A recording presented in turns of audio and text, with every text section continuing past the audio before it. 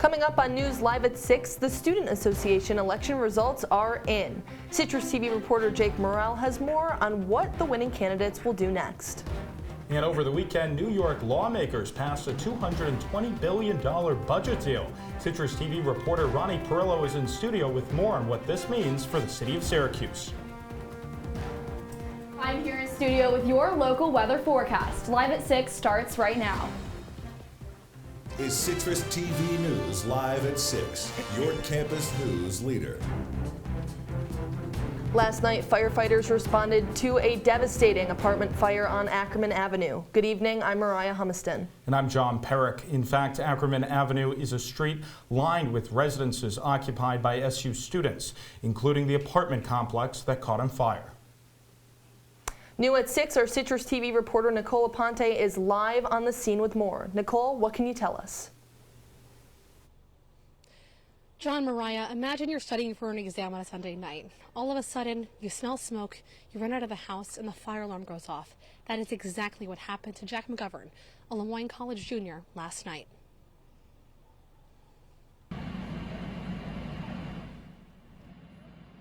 A much different scene on Ackerman Avenue today.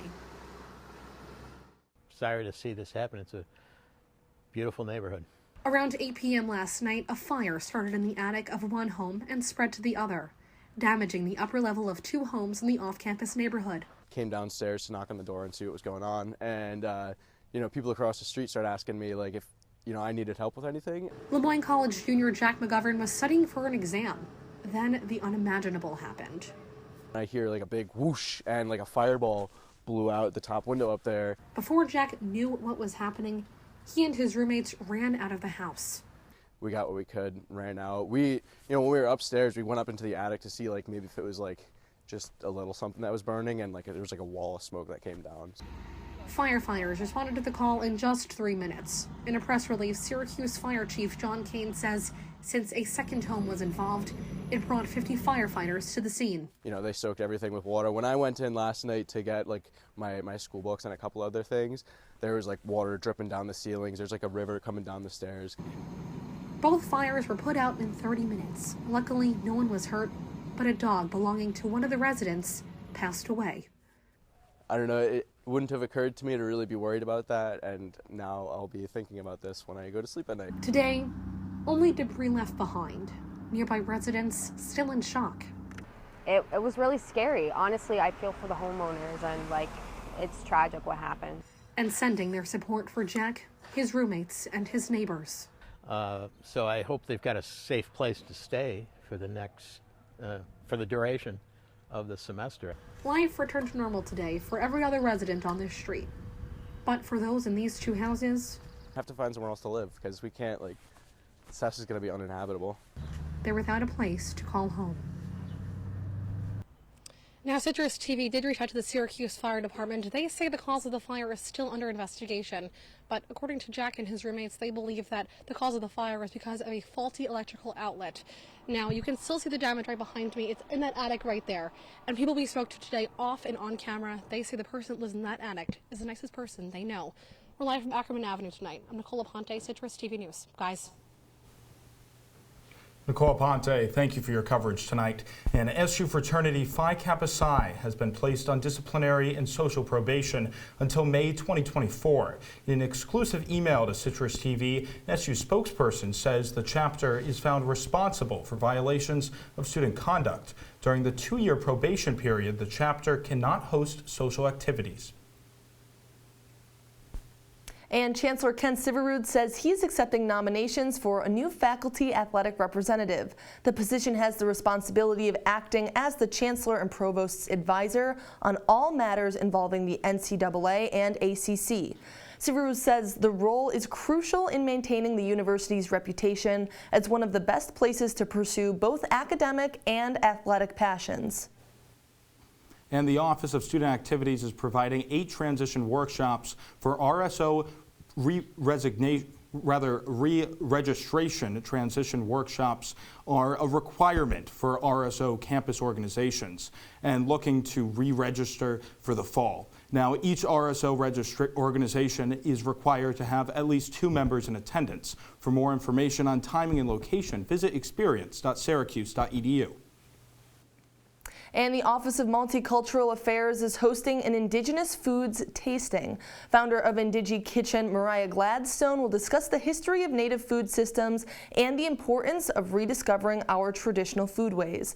The event starts tomorrow afternoon at 2 in the Hall of Languages and is free to the campus community. And Student Association election results came out over the weekend. Citrus TV's Jake Morel is live outside of the Shine Student Center. Jake, what can you tell us? Moriah, John, good evening. I'm here outside Shine Student Center where the Student Association office is located. Now, over the weekend, SA election results did come in, and the students have some new leaders as well as one familiar face. We sat down with them today. Student Association candidates have been campaigning all semester, and the election finally happened last week. Voting occurred on MySlice, the student portal, from April 4th to 8th, and election results were released on Saturday. Incumbent David Bruin and his new running mate Adia Santos won president and vice president. Bruin says his experience in office gave their ticket the winning edge. But I think what really made us win in the end was the fact that we have done a lot of work this past year, and we had that experience that no one else had. Presidential voting had 2 rounds and 3 tickets. In the first round, Bruin and Santos took 46.7% of the vote. Jordan Pierre and Lauren Gloster received 36.8% of the vote, and Bretton McNeil and Skylar Gorzinski received 16.5% of the vote. After McNeil and Gorzinski were eliminated, Bruin and Santos beat out Pierre and Gloster with 54.1% of the vote. Now, once again in office, Bruin outlines his goals. Getting back wellness days is huge. Improving dining quality, so that means both cost and the actual quality of the food and the overall experience. And then lastly would have to be advancing sustainability with the university. Bruin says his main goal for this next term is to become carbon neutral. But if there's one that I would be the most proud of to leave behind, it would probably be SU advancing the carbon neutrality goal. And when asked for a statement to students, he said this. I would say thank you. I would say we're here for you. We're here to listen. We're here to work on your behalf and fight for you. And here's to hopefully another year of great work. Bruin looks to bring the change that SU students want and need over his next term in office. Reporting live outside Shine Student Center, I'm Jake Morel, Citrus TV News. Moriah, John, back to you guys. Jake, thank you. Onondaga County Executive Ryan McMahon announced that a brand new health center is opening at Rosman Gifford Zoo. Citrus TV will be bringing you more coverage tomorrow on what this project will entail. And now moving to the latest off-campus, Mentoring Monday announces that professional headshots will be offered for all attendees. 2 weeks from today, the all-female networking event will take place in the evening at Drumlin's Country Club. Tickets are available now for $25 and include access to drinks, finger foods, and networking opportunities with the female business leaders of Central New York. And over the weekend, the Oneida County Sheriff's Office deputies responded to a string of break-ins in the town of Deerfield after receiving reports of suspicious activity. Deputies say that several items were stolen from each of the vehicles broken into over Friday night. And the Sheriff's Office is using this event as a reminder to lock car doors and take in all valuables when leaving a vehicle unattended overnight. And Governor Kathy Hochul says to-go drinks are back in New York. As part of the New York State budget, restaurants are once again allowed to sell alcoholic drinks to go after success during the height of the COVID-19 pandemic.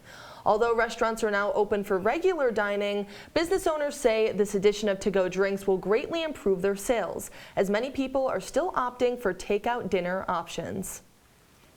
Well, it was a week late, but a conceptual 2023 New York State budget has been passed. Citrus TV reporter Ronnie Parrillo is here now to break it down and explain what local impacts the money will have. Ronnie, good evening.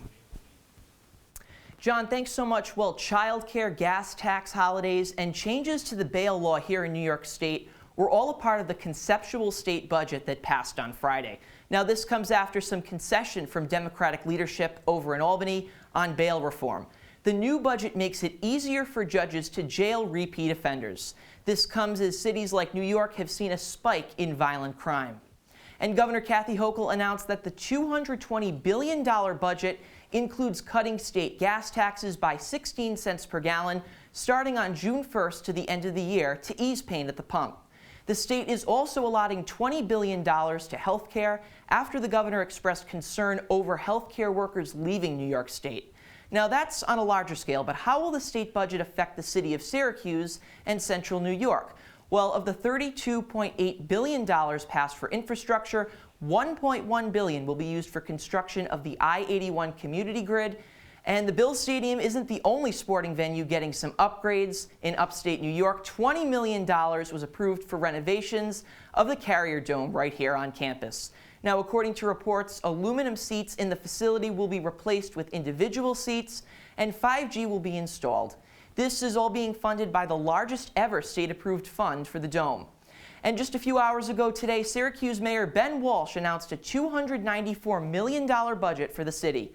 It includes increasing lead testing, reducing crime, and fixing city roads. $68 million will go towards the Syracuse City Schools, and Walsh also announced that an office will be established aimed at hearing residents' concerns as the massive I-81 project gets underway.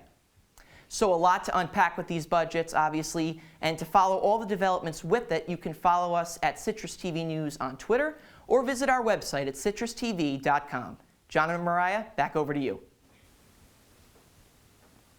Ronnie, thank you. And John, middle of April now, and I think we're officially turning the corner in central New York for a real Syracuse spring. Well, honestly, this past weekend I spent in Georgia. I was covering the Masters, and yesterday it was 73 degrees, beautiful. So spring definitely sprung in Georgia, and I guess it also did here in Syracuse. I hope so. Peyton, what can you tell us about the weather?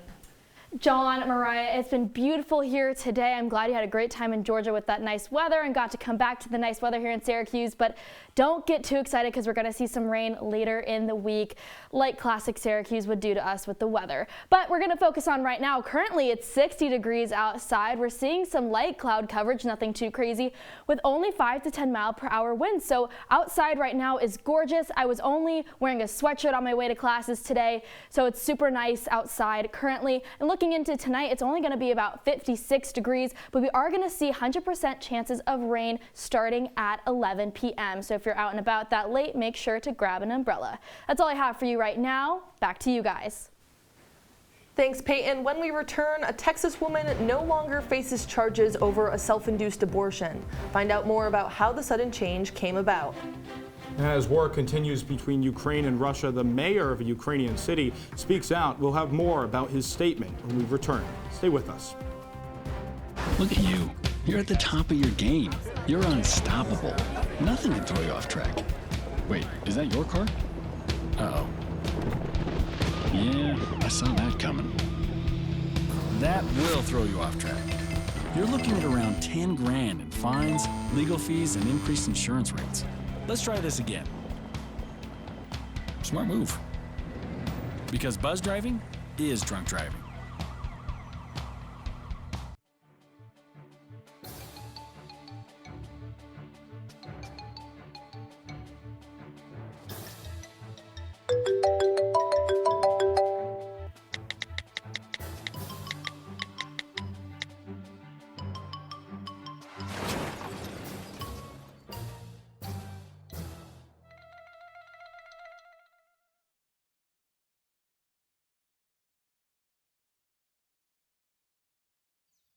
Jason, let's go see your room.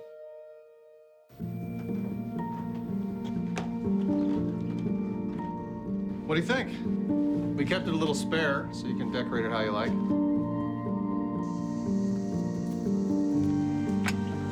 Dinner! Go? Excellent. Soccer is fun. Yeah, I saw you guys out there.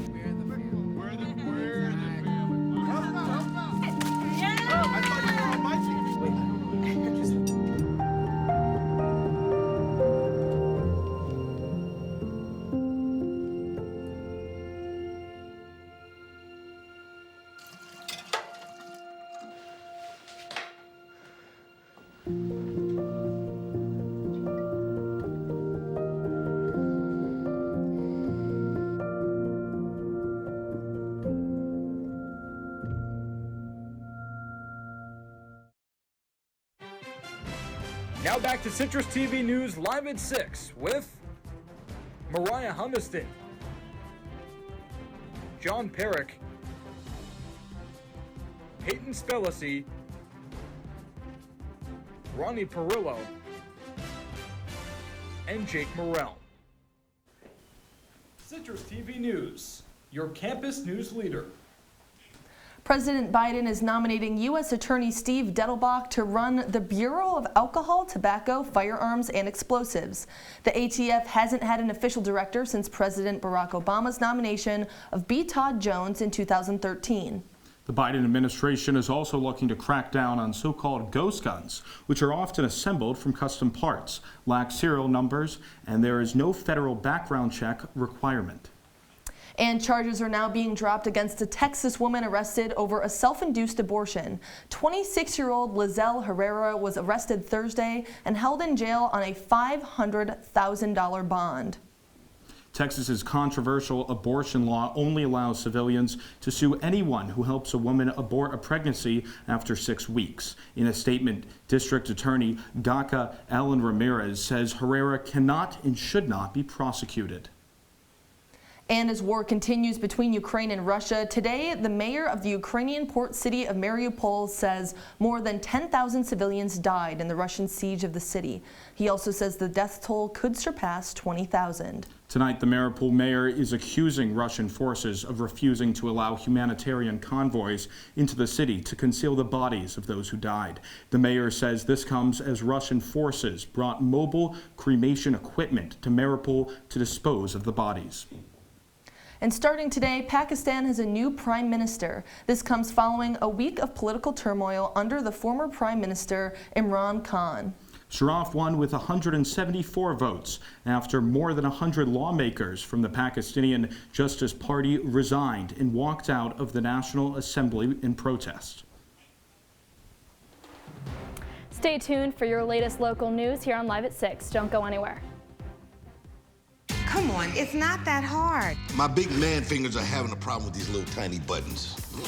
Whoa, watch it there. Your blood pressure's gonna go through the roof. Tell me about it. I'm trying to learn how to get it down. Instead, it keeps going up. High blood pressure can increase the risk for heart attack or stroke. Learn how to keep yours at a healthy range. Ever hear a voice command? Just say text barbershop to 97779. That's not what I said. Just give me that. Now my blood pressure's up.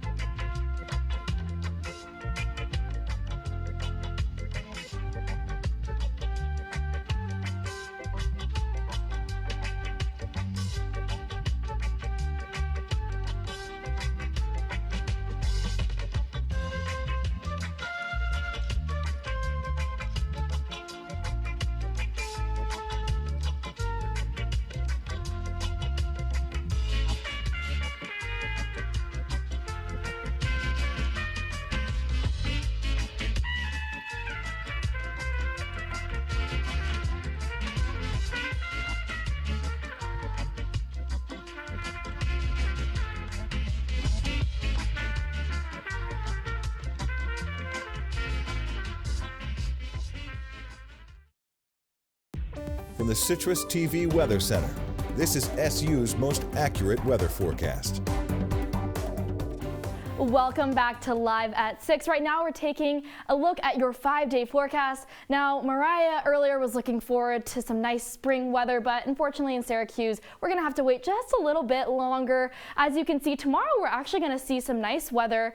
It's going to be a high of 62 with a low of 46, but then comes in the thunder, not to rain on everyone's parade, but we're seeing a lot of it this week. We're going to have a high of 61 with a low of 40 on Wednesday. Thursday, we're going to continue with those showers. showers with a high of 73. So it's going to be a little hot out with that rain, but it's going to be a low of 42. Friday, we're going to see some of those clouds peak out again with a high of 63 and a low of 43. But then on Saturday, we're going to see a couple of those showers come back, unfortunately. Now, taking a closer look into the night, tonight, like I said earlier, we have some rain starting at 11 p.m. and that's going to continue until 7 a.m. Tomorrow morning, we're expecting about a quarter inch of rain.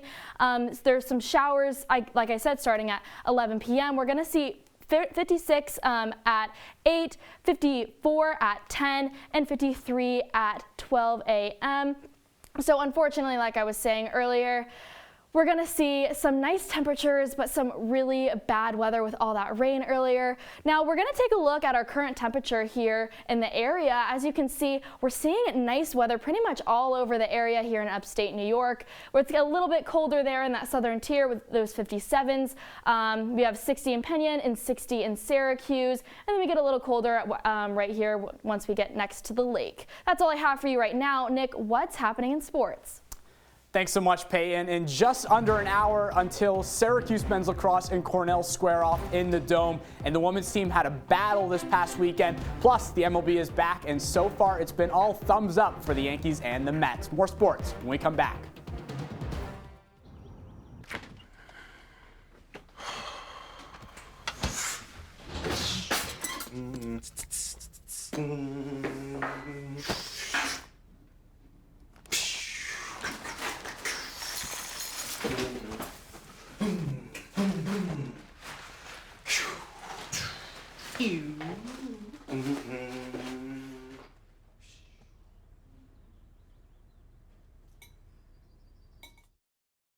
Stem is precise, no margin for error. Dare to forget that. Dare to have fun with it. Get weird with it. Dare to send those old STEM theories flying past the neighbor's house into outer space. Dare to program something internet-breaking, record-breaking. Dare to blow their minds. Dare to learn the difference between sedimentary and metamorphic rock. Go find those rocks. Dare to keep daring.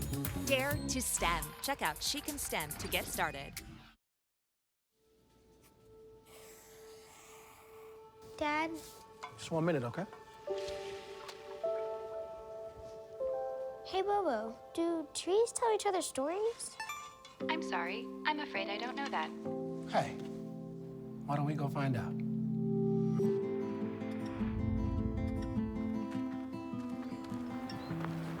Listen. Do clouds take naps? I couldn't tell you.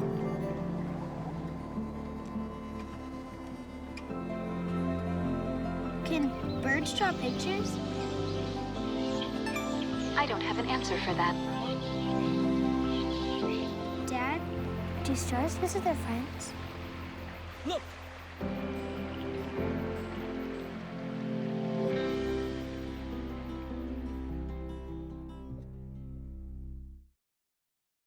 And now, your Citrus TV Sports Report.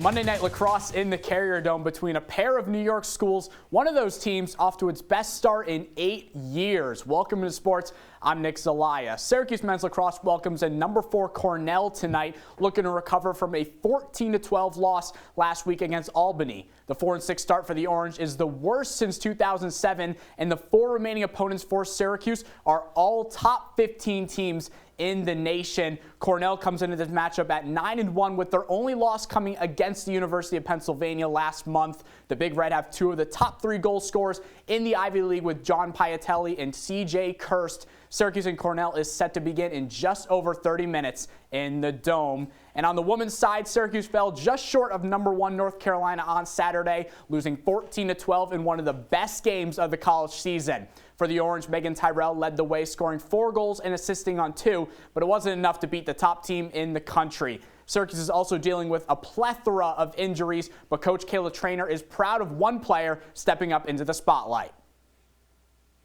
I think what's so cool about these games is that, great players get to shine. And, for some people, it's their first breakout game. And, I think Natalie Smith proves she's one of the top midfielders in the country. And, she was confident. She was feeling it. For the Tar Heels, Jamie Ortega scored 5 goals for the 5th time this season, and a 4-0 run in the 3rd quarter helped keep North Carolina unbeaten, now sitting at 13-0. Syracuse is back in action tomorrow night against Cornell.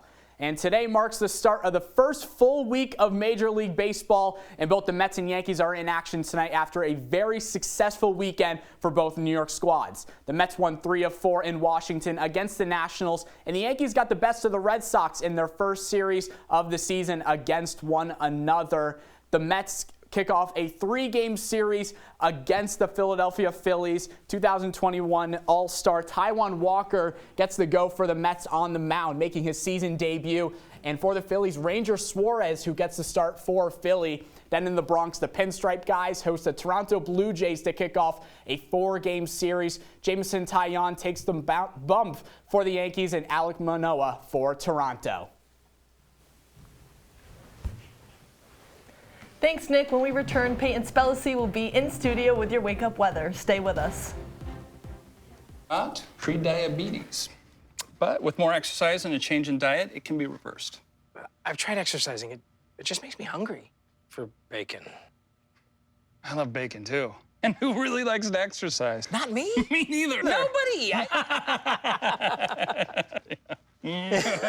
So we're good? What? Oh, you still have pre-diabetes. Big time.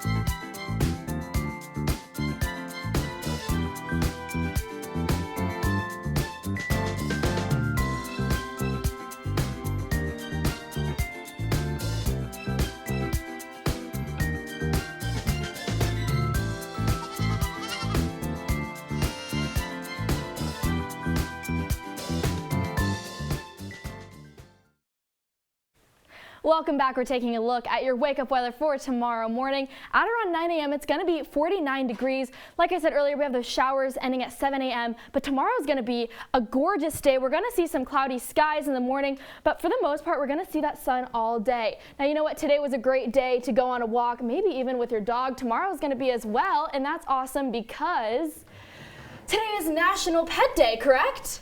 Well, Peyton, thank you. Yeah, that is correct. For a lot of us here at Syracuse, you know, we're away from home and we're away from our furry friends.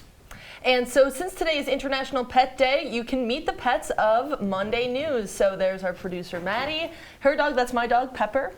Hope he's watching. Oh, and this is my cat. Well, it's actually my brother's cat. Kind of an interesting angle there. Oh, and here we got Nick here. There's Elway, always repping the Cuse. Oh, I love that. Of course. Oh my goodness, those are my little dogs back home. So I call them Bubbies. That's Luna, that's my corgi. And that's Sophie, she's a poodle mix. Oh, that's adorable. Oh, thank you. This is the cutest kicker ever, but that's all the time we have today on Citrus TV News. And for more of the latest, follow us on Citrus TV News on Twitter or check out our website at citrustv.com. For all of us on Citrus TV News, I'm Moriah Humiston. And I'm John Perik. Take care, Syracuse.